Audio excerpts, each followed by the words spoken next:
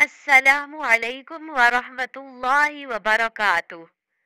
आज का हमारा टॉपिक है ईमान की कश्ती कैसे डूबती है। याद रखिए दोस्तों, दुनिया मालो दौलत का नाम नहीं है, बल्कि हर वो चीज जो अल्लाह रब्बुल इज्जत से हासिल कर दे उसका नाम दुनिया है।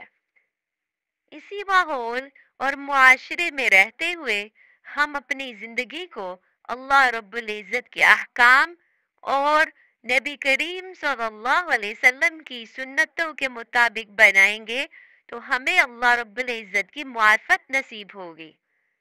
गोया हमने रहना भी पानी में है और अपने परों को गीला भी नहीं होने देना।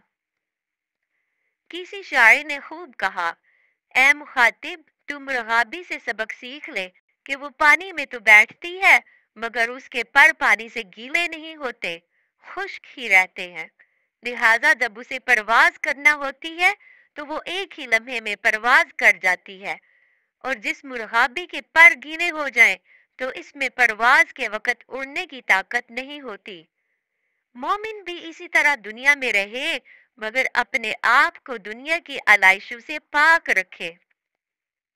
अगरचे माल इंसान के ईमान के लिए डाल है, जैसा कि नबी करीम सल्लल्लाहु अलैहि वसल्लम ने इरशाद फरमाया, कादल फकरू अन यकूना कुफ्रन, करीब है कि तंगदस्ती कुफर तक पहुंचा दे।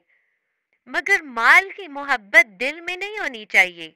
जैसे एक कश्ती अगर पानी में हो तो चल सकती है, रेत पर नहीं चल सकती। मगर जिस तरह पानी कश्ती के अंदर भर जाए तो वो कश्ती के डूबने का सबब बन जाता है। इसी तरह जिंदगी गुजारने के लिए भी माल हो तो सही, लेकिन हाथ में हो या जेब में हो।